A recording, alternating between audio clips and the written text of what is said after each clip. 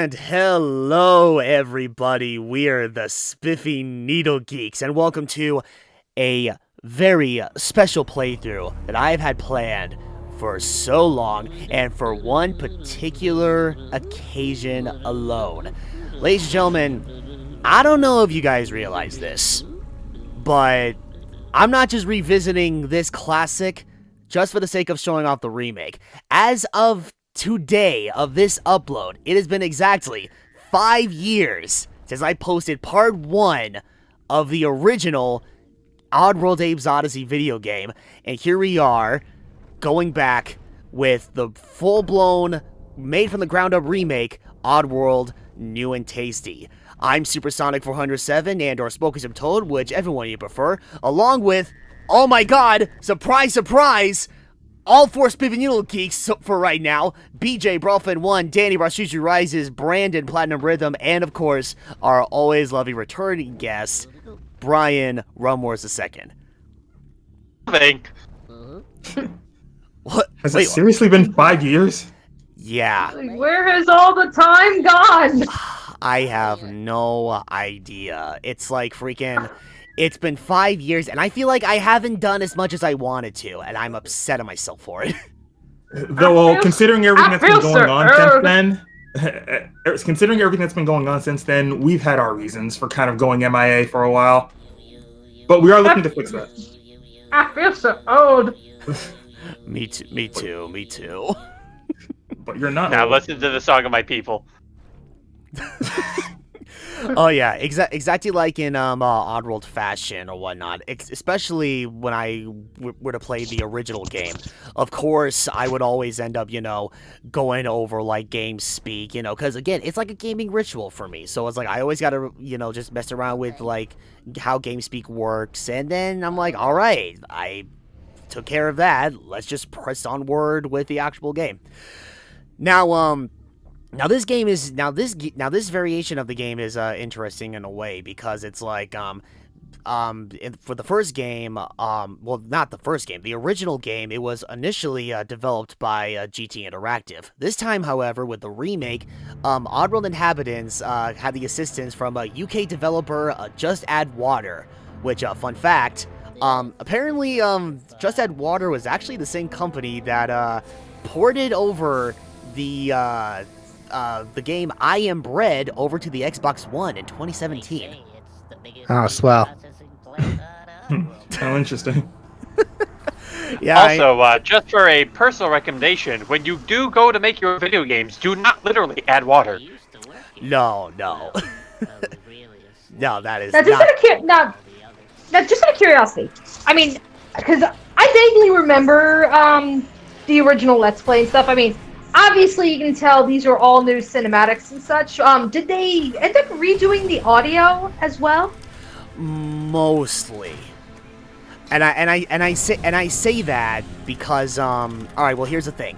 Like 99% of the game is, it's completely redone in regards to not just the visuals and the game mechanics and such, but also, yes, with the audio as well.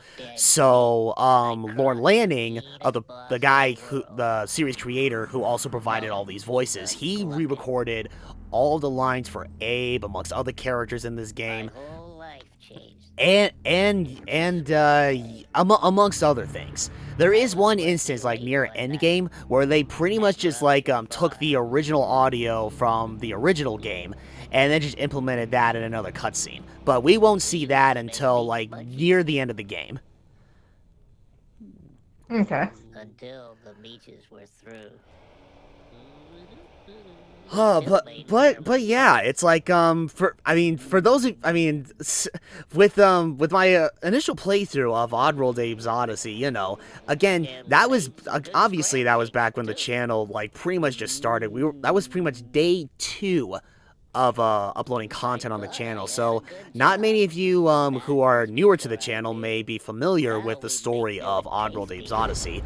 But basically, just a brief rundown on what Oddworld Abe's Odyssey has in store in regards to the story.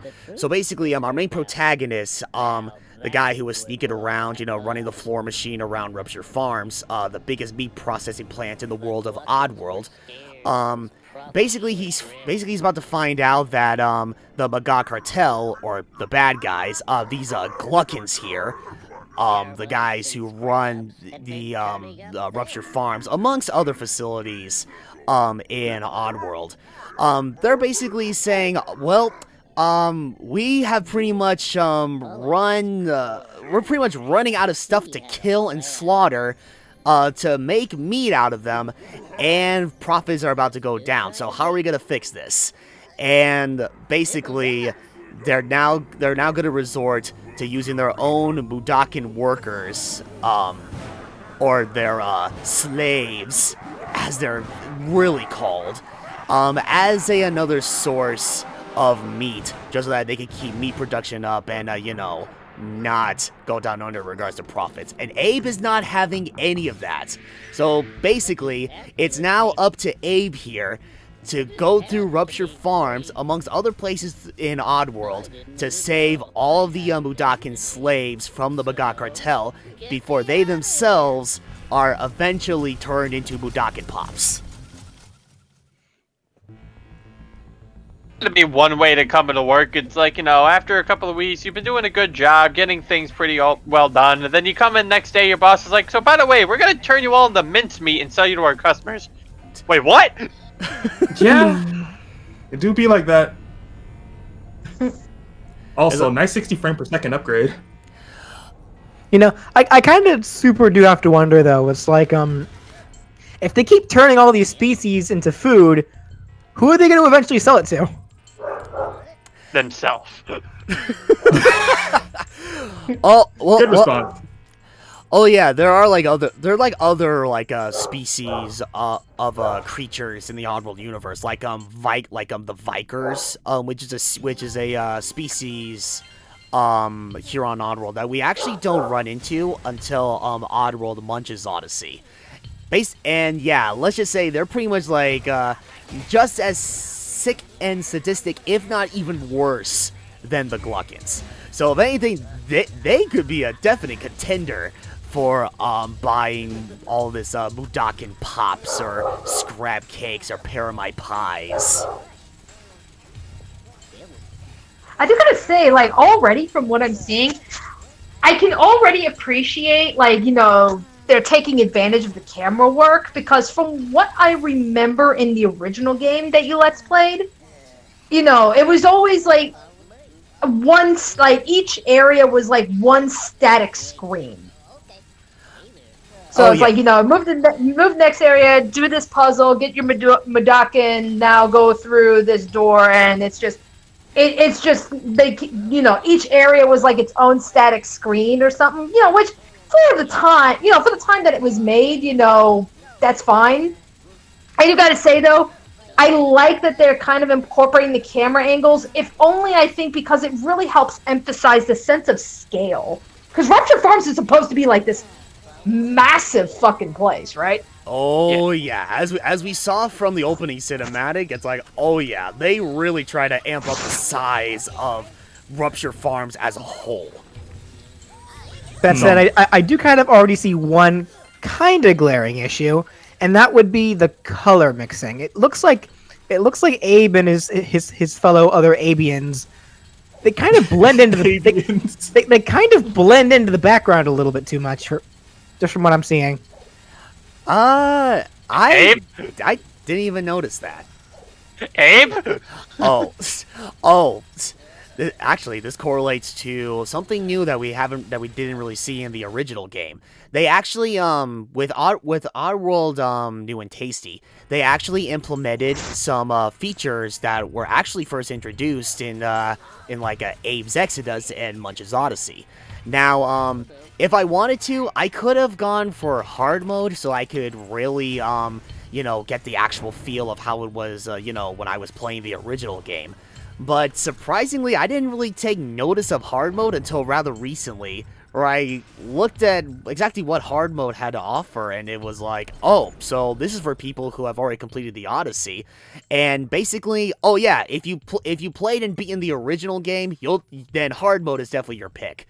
So I was not completely aware that was the case, but so I was just playing normal mode, and with normal mode, Oh yes, it's like, much like how it is in Munch's Odyssey, there is health in this game. So, yeah, with normal mode, Abe is a bit more, not as fragile as how he was, like, in the original game.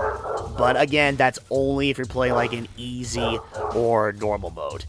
And then going back to how I just kept screwing up, trying to get past that meat grinder in that first secret area of the first level. That was utilizing a feature known as Quick Save. That was a feature that was introduced in Abe's Exodus. So it's like, unlike in the original Abe's Odyssey, if you died once, then that was it. You had to go all the way back to the previous checkpoint. You can make your own checkpoints via Quick Save. So if you die and then you're like, oh shoot, I need to start this over again. What should I do? Oh no, with the simple press of a button, you can quickly load your last quick save, or what was it? Estate saves, as the kids call it nowadays. Oh, save states. Save states, yes. Okay.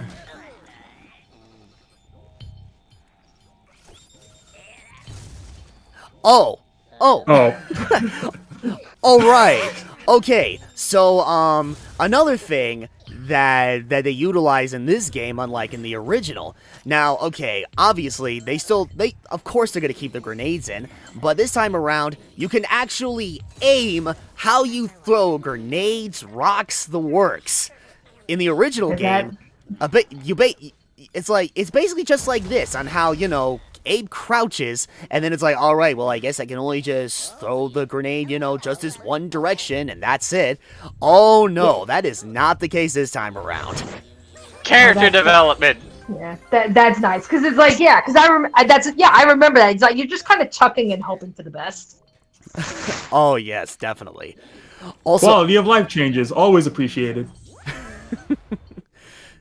Oh yeah, speaking of like the health bar that I mentioned earlier, so say if you're running just a little bit low on health and you need a way to refill, there are a couple ways that you can replenish your health. The first being like, we won't see this until we get out of Rupture Farms and the second level, the stockyards. But if there are birds like perching like in the foreground or whatnot, and you use your chanting ability, you can the birds will be attracted to you chanting, and they will basically fly towards Abe, and from there, once the bird's making contact with Abe, that's when his health will then replenish. But another way to do so, like kind of like what just happened, like when I was in the second secret area, if you're a bit low on health, and Abe saves a certain amount of Budokins, that also gives Abe the opportunity to replenish more health. I just like that a bit earlier. It's like you take possession of the one guy, it's like, hey, let my people go. No, bang, bang, bang, bang, bang. No, I saw that as like, hey, what's up, bang. Yeah, that too, that works too. I'm here to steal your girl. Okay, so that being said, so with a couple of the changes, like just the fact that you can even aim the bombs and stuff, so did they adjust the puzzles accordingly, or I mean, is it the exact same solution done the exact same way as in the original? Yeah, you know what? As far as I'm aware, you know what? I was thinking something along those same lines, like numerous times when I was playing the remake, especially as of recently. I mean, don't quote me on this, but I feel like, yeah, they basically did, reuse the exact same puzzles that they used, in the original game. But it's so weird, too, because it doesn't feel like they utilized the exact same puzzles in the original. I mean, it could very well be because, you know, obviously the remake gives off like a much different feel compared to the original. But it's like, I don't know. I feel like they are using I feel like they still use like the original puzzles as before. But the thing is, it's like, you know, it just gives you a different feeling that it always throws me off. Like, not in a bad way by any means, but, you know. Okay. Well, I mean, that's what... Yeah, I mean, I figured they would have the same puzzles. That's why I was just wondering, like, or at least I would have hoped that, you know, they have to adjust some of the puzzles accordingly if they're incorporating, like, you know, either new features or features from later games, but now they're applying them here. Like, you know, they had to have, you know, adjusted them accordingly to, you know, take advantage. Yeah, I believe it's like I believe for the most part they keep the puzzles intact, but I think there may have been some instances where they do add some slight tweaks to like certain like obstacles within each puzzle. Like they added like some more enemies in this area, and or they placed like bombs or floating mines within this area, and or something like that. Okay. So that'll pretty much do it for part 1 of Oddworld New and Tasty. So we're basically essentially halfway through Rupture Farms. Well, the first time around. So join us next time as we save the rest of the Mudokons that currently reside in Rupture Farms the first time around. So we'll see you guys then.